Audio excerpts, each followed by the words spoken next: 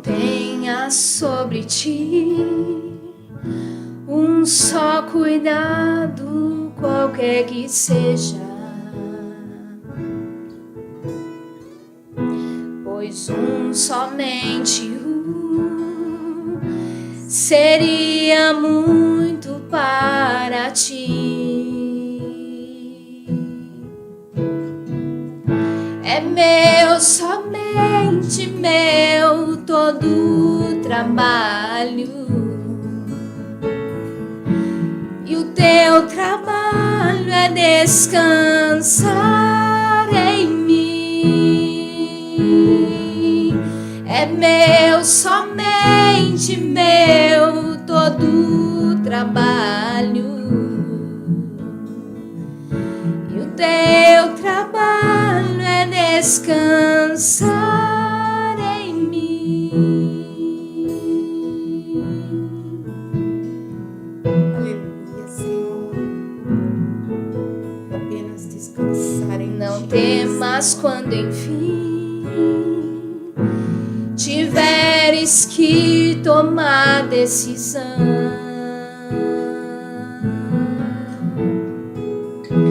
Entrega tudo a mim, confia de todo o coração.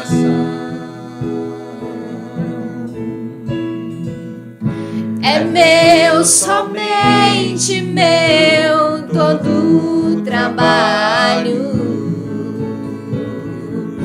e o teu trabalho é descansar em mim. É meu, somente meu, todo o trabalho, teu trabalho é descansar em mim. em mim.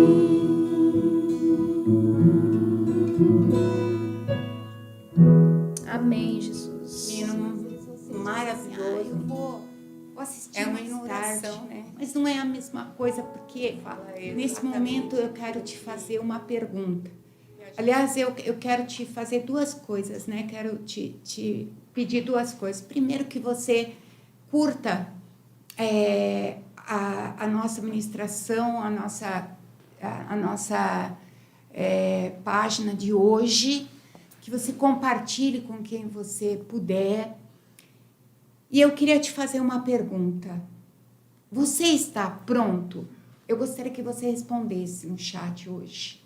Você está pronto? Pode voltar, Jesus. Você está pronto? E eu perguntei para algumas pessoas e elas me responderam assim, sem vacilar. Sim, pode voltar, Jesus. Eu estou pronta. Eu estou pronta. Pode vir sem preocupação. Pode voltar agora mesmo. Eu vou subir. Nós estamos próximos à vinda de Cristo. E eu posso dizer para você, como 2 e 2 são 4, que Deus falou comigo sobre esta ministração. Aliás, eu não ia ministrar hoje, mas Deus preparou para que eu estivesse aqui nesta manhã. E quando eu estava me preparando para uma tarefa, e a Natália pediu para mim, mãe, essa semana foi uma semana muito difícil para mim no trabalho, você pode ministrar no meu lugar? Eu falei, posso, filha. Eu falei, qual palavra, Senhor, que eu vou ministrar para a igreja e para mim? E eu estava pensando qual a palavra que eu deveria trazer hoje para a igreja. No meu coração, imediatamente, soou uma voz conhecida, voz que eu aprendi a discernir há anos, voz do meu Senhor. E embora eu não me considere digna de tal responsabilidade, eu não poderia desprezar uma ordenança tão nítida, tão forte e tão direta. talvez eu não chegue ao fim dessa ministração com 2 ou 3 pessoas, porque a palavra hoje vai ser uma palavra muito forte. Estou pronto. Quem dera essa afirmação fosse unânime. Mas, infelizmente, sabemos que isso não irá acontecer e nós sabemos pela própria palavra o porquê. Nós estamos semelhantes a Cristo. Nós estamos verdadeiramente fazendo a vontade de Deus absoluta. Nós perdoamos a todos que devemos perdoar. Nós estamos fazendo exatamente aquilo que Cristo quer que façamos. Muitos querem o céu, poucos querem Jesus. Seus caminhos, a unidade, o envolvimento com a igreja, e muitos estão enganados pensando que o evangelho pode ser um evangelho vivido solitário. Nós vivemos dias maus, queridos, maus, e a percepção dos dias à frente só irão ser bons se olharmos para Cristo, se estivermos firmes em Cristo, se olharmos para o Cristo que foi morto na cruz e morreu por nós pecadores, porque de nós mesmos não temos nada para oferecer. Nós só iremos ter os dias bons se olharmos para a palavra de Deus, para um futuro com Ele, pois, na verdade, de nada adiantaria um futuro sem Ele. E muitas pessoas estão vivendo como se nada estivesse acontecendo. Estamos vendo notícias, estamos vendo apelos de pessoas, de autoridades, de médicos, estou falando de dias atuais agora, que não façam aglomeração, que não se encontrem em festas, que não façam barbaridades, e cada vez mais estão sendo pegas festas clandestinas. Ontem mesmo, Natália, foram 2 ou 3, festa de 500 pessoas, sem máscaras, sem distanciamento, sem nada, porque as pessoas querem viver o hoje, não se importam com amanhã, não se importam para onde vão, basta que vivam a mera e medíocre felicidade de agora. Mas eu quero trazer em alerta alguns versículos para aqueles que já aceitaram Jesus como seu Senhor e Salvador, e para aqueles que ainda não tiveram essa oportunidade, alguns versículos de alerta que o próprio Filho de Deus nos alerta daquilo que está por vir. A verdade, irmãos, é que muitos, quase todos nós já ouvimos falar de salvação, mas nem todos sabem o que é a eternidade, para onde vamos e o que devem escolher. Alguns acham que a eternidade, Deus vai me salvar no último instante, vou morrer, vou passar um tempinho num lugar até pagar os meus pecados e depois eu vou para o céu. Veja bem, não é bem assim que acontece. E esta palavra me assustou um pouco, porque é uma palavra de alerta. E eu não sei se só eu estou percebendo, mas eu não acredito que eu seja a única a perceber que as coisas estranhas estão acontecendo, que a humanidade, neste momento, oscila para uma catástrofe sem precedente. Eu estou falando isso para deixar-vos com medo? Não, absolutamente. Quem tem Jesus como único e suficiente Salvador da sua vida, que já confessou isto, mas que o vive, não basta somente confessá-lo, tem que vivê-lo, tem que ter uma transformação de vida. Não terá medo algum. Agora, quem estiver brincando de crente, quem estiver brincando de cristão, sim, esse tem que ter medo. Quem não aceitou Jesus porque está em cima do muro, não sabe se é hora, não sabe se ainda é o momento, se está na hora de curtir a vida mais um pouquinho, esse tem que ter medo das coisas que a gente vai trazer para você ouvir. Quem ainda não entendeu o propósito da morte de Jesus na cruz do Calvário, que foi para perdoar os nossos pecados, nos livrar das garras de Satanás, para nos conduzir a uma vida eterna. Quem não entendeu este propósito e está ainda, sabe assim, sem saber quem é que realmente merece adoração única, este sim precisa ter medo. Então preste muita atenção, porque eu tenho certeza de que Cristo quer despertar o seu povo. E esta é uma manhã marcada para isso. Irmão, nós vamos estar entrando numa fase emergencial, muito mais séria que a fase vermelha. E muitos lamentarão. Ai, como era bom quando tínhamos a liberdade de ir para a igreja adorar. Mas quando tinha a liberdade, não ia. Tem gente que está mais de um ano sem vir na igreja.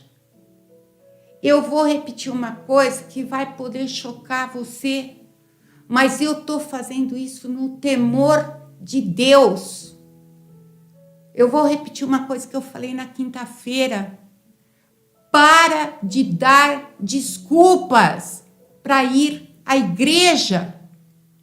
A gente ainda está tendo tempo de ir. Vai chegar o momento que a gente não vai ter tempo mais. E tem gente dando desculpa para ir para a igreja. E o Covid deve ser o vírus mais convertido da história.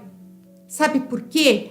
Porque está tendo pessoas que vão em tudo quanto é lugar, mas tem medo de ir na igreja porque é lá que vai ter Covid. Não, na igreja não vou, porque lá vai ter gente com Covid. Irmãos, tem um monte de irmãos com Covid. E nós estamos dando a maior assistência possível. E nós não abrimos a igreja hoje justamente por causa disso.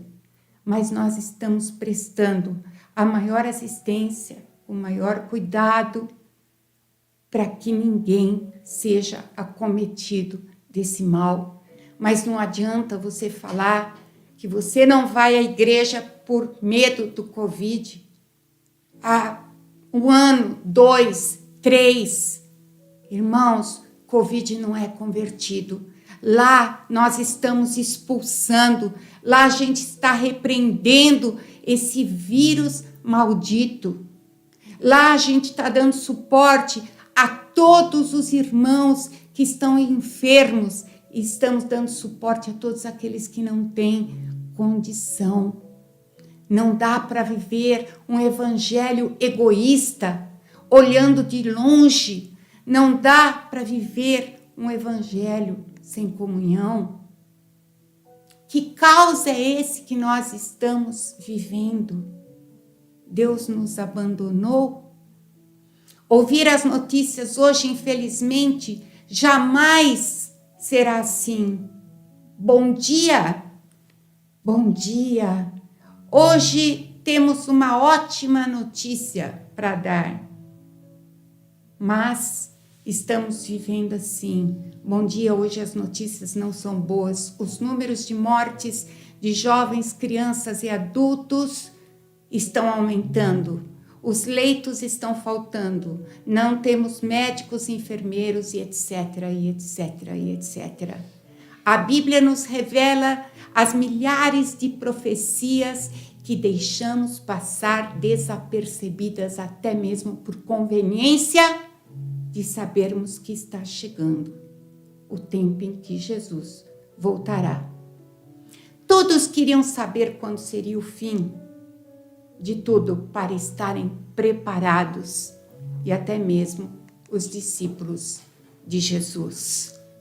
Então nós vamos projetar um versículo para que você entenda que os discípulos tinham essa preocupação e se assentaram com Jesus para perguntar a ele: Jesus, quando será? Está no livro de Mateus, capítulo 24, versículo 3. Estava Jesus assentado no Monte das Oliveiras e os discípulos dirigiram-se a ele em particular e disseram: dize-nos, Senhor, quando acontecerão essas coisas? E qual será o sinal da tua vinda e do fim dos tempos? Então, eles sabiam que alguma coisa estava para acontecer. Alguma coisa estava para acontecer. E eu vou falar uma coisa para vocês. Jesus falou sobre guerras e grandes guerras. Eu acho que nós pulamos uns versículos aqui, né? Jesus falou sobre guerras e grandes guerras. Nesse capítulo de Mateus, conta bem a história onde está chegando o fim. E em nenhum momento da história houve mais guerras do que o século XX até o século XXI. A Cruz Vermelha diz que mais de 100 milhões de pessoas foram mortas desde a virada de 1900 até agora. Foi desde a Primeira Guerra Mundial que até a Segunda que atingiu proporções globais.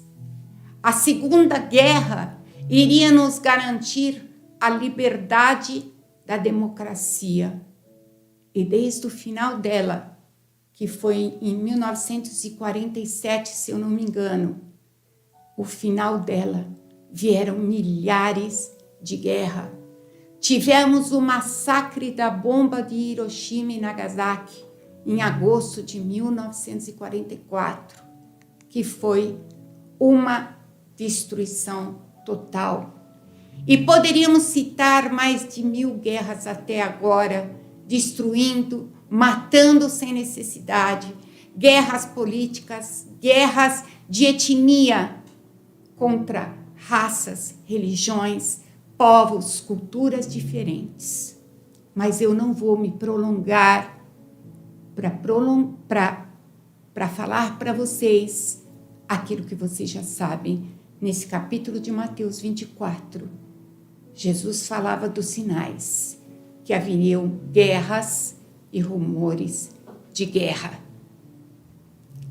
E elas têm acontecido com tanta frequência que nós acabamos nos tornando indiferentes às dores, indiferentes aos choques quando nós vimos crianças envolvidas crianças sendo mortas, estupros, e até onde chegará o estado de selvageria do homem sem o controle de Deus.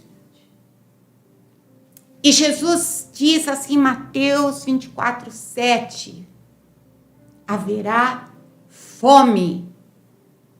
Será que nós estamos vivendo em período de fome?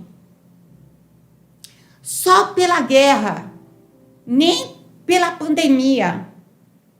As guerras têm um custo médio de $500 milhão ao dia de mísseis, de investimento. E enquanto estamos falando nesse culto, estima-se que pelo menos 200 pessoas já morreram de fome e mais de 4 milhões morrerão ainda este ano. E agora, com a pandemia, serão mais de 8 milhões morrendo de fome. Se o povo de Deus não se levantar para fazer alguma coisa. Jesus também disse em Mateus 24:7, e haverá pestes. Isso vos parece familiar, igreja? Vocês se lembram do pavor que a AIDS causava? Era uma das principais causas de morte. Hoje quase nem nos lembramos dela. Sabe por quê? Há mais de 100 tipos de câncer que matam mais de 5 milhões de pessoas por ano. A pneumonia mata milhares de pessoas. E a gente acha assim, tem uma pneumonia, vai no hospital, toma antibiótico.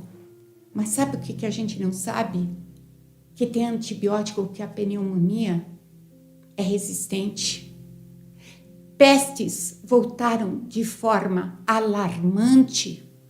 Tifo, sarampo, ebola, malária, peste negra, peste bubônica, cólera, gripe espanhola, H1N1 e o alarmante, o temível, o absurdo coronavírus. Jesus disse que uma grande quantidade de pestes marcaria a época do seu regresso. Ele também disse em Mateus 24:7 que haveriam grandes terremotos. Eu gostaria de mostrar na tela uma coisa. Nós vamos ver pela ciência. Do ano 1000 a 1800, tiveram 21 grandes terremotos. De 1800 a 1900, 18 grandes terremotos. De 1900 a 1950, 33 grandes terremotos. E de 1950 a 2021, 158 grandes terremotos, quase 6 vezes mais do que os 50 anos anteriores. A Bíblia prediz que os últimos dias serão dias de grande atividade sísmica, como a terra oscilando como um bêbado. Vamos ver se está escrito na Bíblia? Veja o que diz o livro de Isaías. A terra cambaleará como embriagado, ela oscilará como uma cabana ao vento. Tão pesada sobre ela é a culpa da rebeldia das nações, que jamais se levantará da sua queda.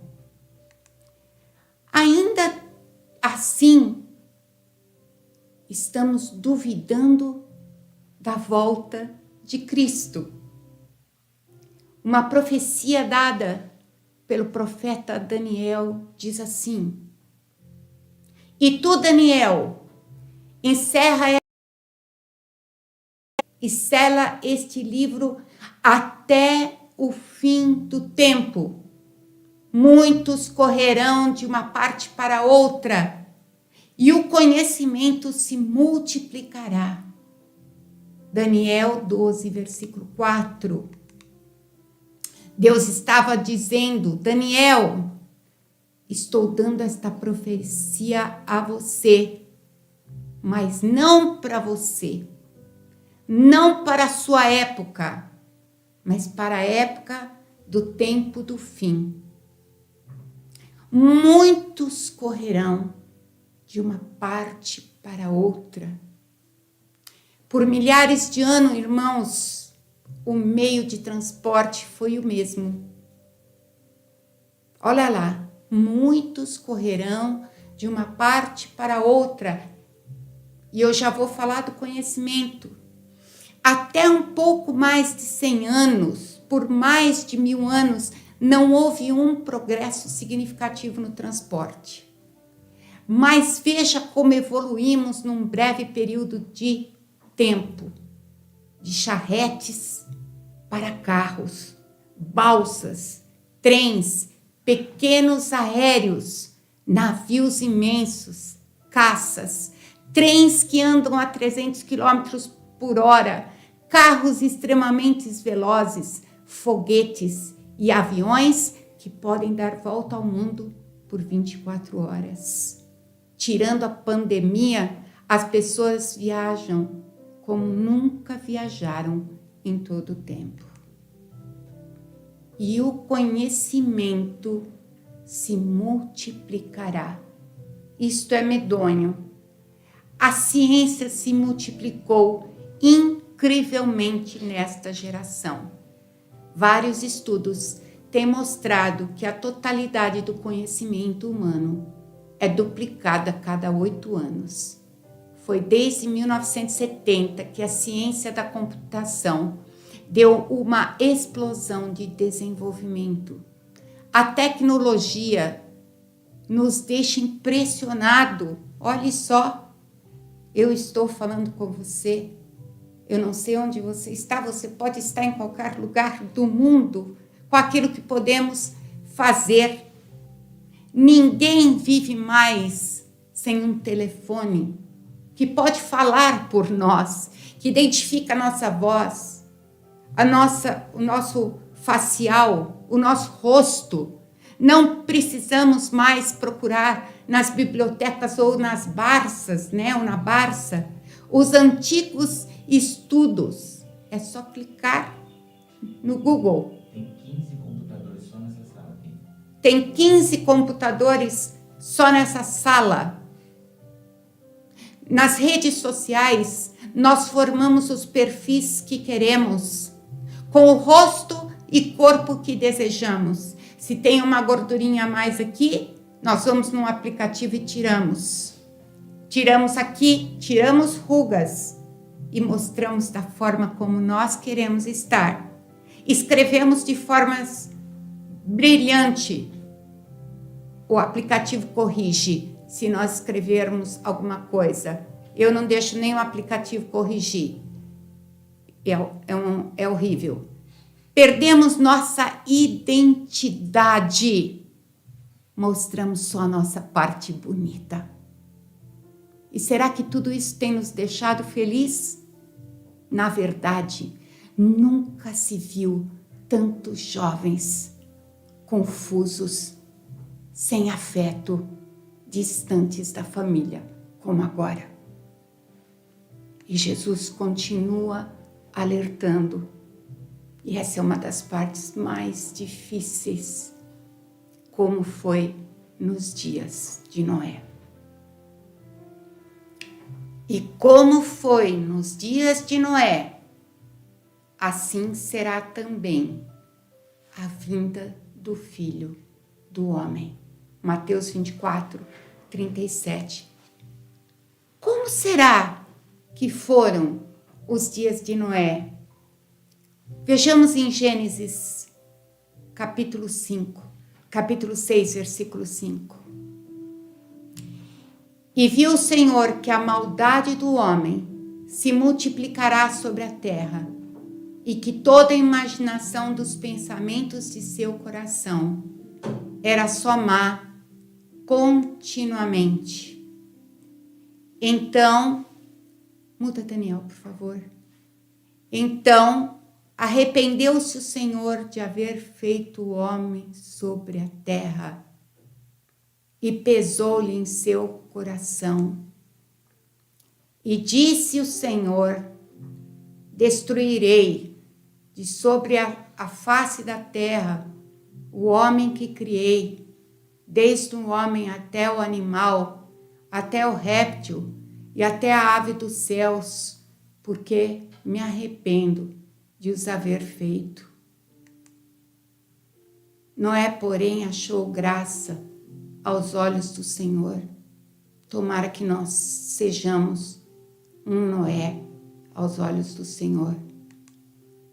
Estas são as gerações de Noé. Noé era varão justo e reto em suas gerações. Noé andava com Deus. A terra, porém, estava corrompida diante da face de Deus, e encheu-se a terra de violência. Que triste. Você tem visto algo nos noticiários e pensou: Senhor, eu nunca vi tamanha violência. Um menino de apenas 11 anos foi acorrentado e preso dentro de um barril de ferro pelo próprio pai, dentro de casa, em Campinas, no estado de São Paulo. Ainda não se sabe por quantos dias a criança ficou presa, mas segundo relatos, a vítima chegou a se alimentar de fezes e viu o réveillon de um buraco da parede feito para que pudesse respirar. O pai, a namorada do pai e a filha da mulher foram presos. Você imaginou viver para ouvir uma história dessa? Foi por causa de uma repreensão que Lucas Paulo matou a própria mãe com mais de 20 facadas. A vítima de 53 anos ainda tentou escapar das agressões. Então eu vou fazer a pergunta novamente.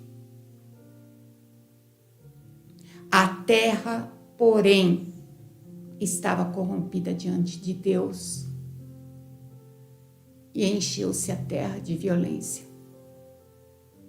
Então eu vou fazer a pergunta novamente. E é plenamente possível, capaz que eu esteja pregando sozinha nesta manhã, a não ser com a Natália e o Daniel aqui do lado. Porque é difícil ouvir todas essas coisas. Enfim. Pode voltar, Jesus, estou pronto.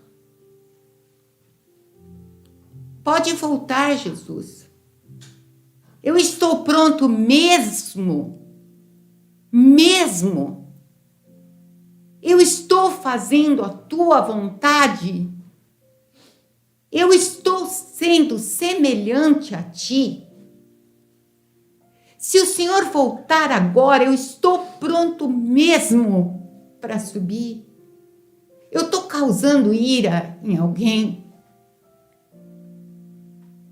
Eu já perdoei todo mundo que eu tinha para perdoar. Meu coração é igual ao teu. Deus não está procurando espectadores. Ele não está preocupado com pessoas escondidas em abrigos enquanto a guerra está acontecendo. Deus não está procurando agente secreto. Eles não são úteis para o reino. Ele procura homens, mulheres, crianças que queiram ocupar as primeiras linhas dessa batalha. Quando você olha para suas mãos, o que você vê?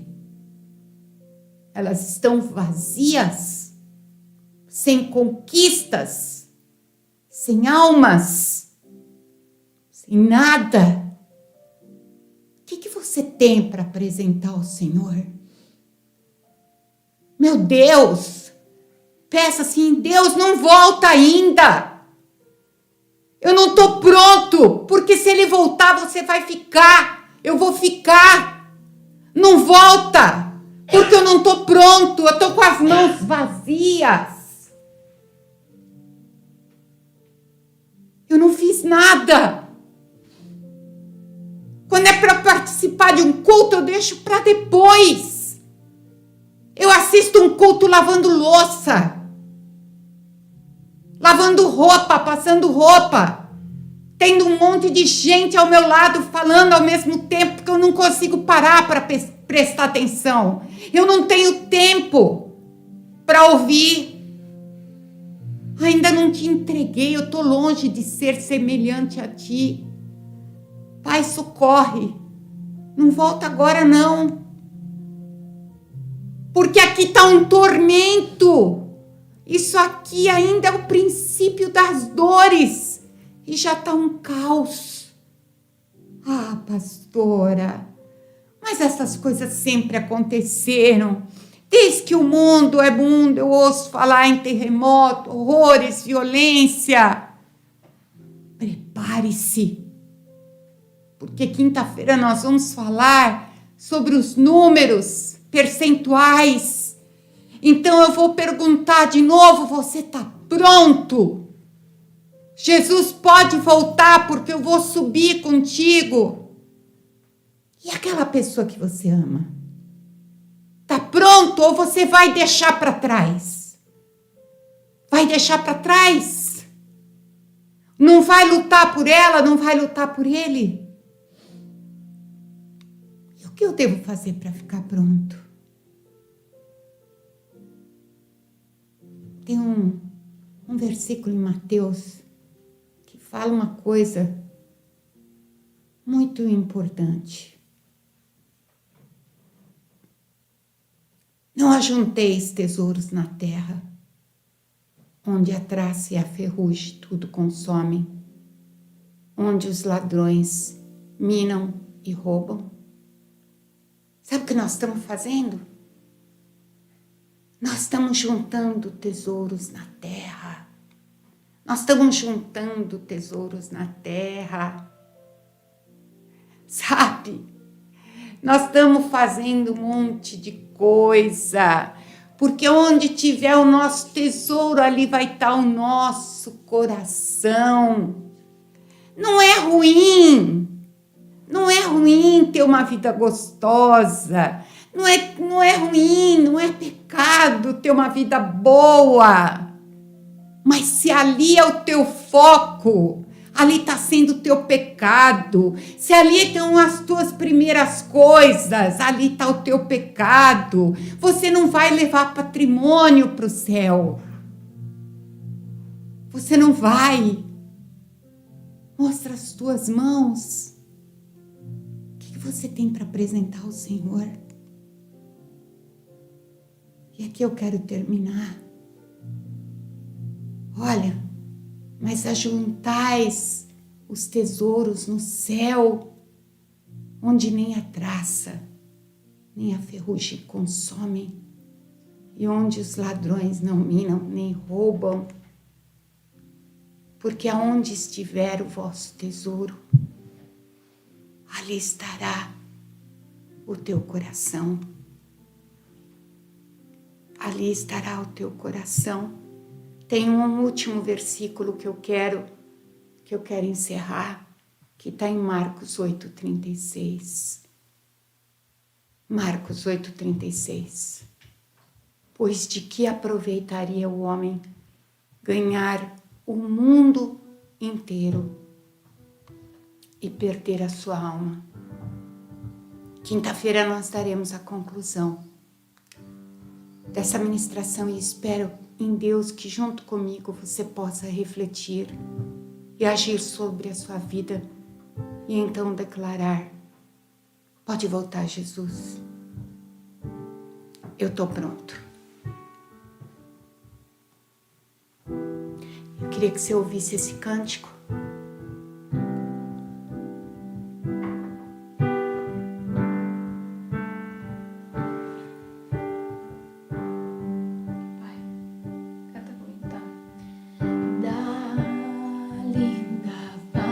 estou muito longe, triste eu estou. Eu tenho de Jesus saudade. Quando será que vou?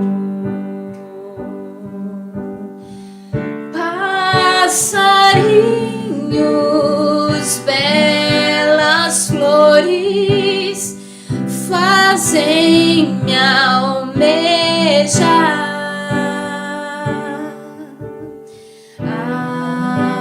as maravilhas e esplendores do meu celeste lar.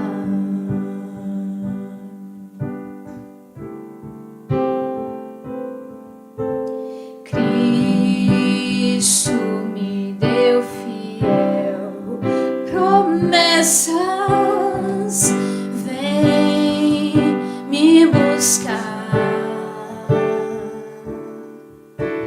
Meu coração está com pressa, eu quero já voar. Meus pecados eram muitos e culpado sou, mas o seu sangue, boy, me limpo e para a pátria vou. Qual filho do seu lar saudoso eu quero ir.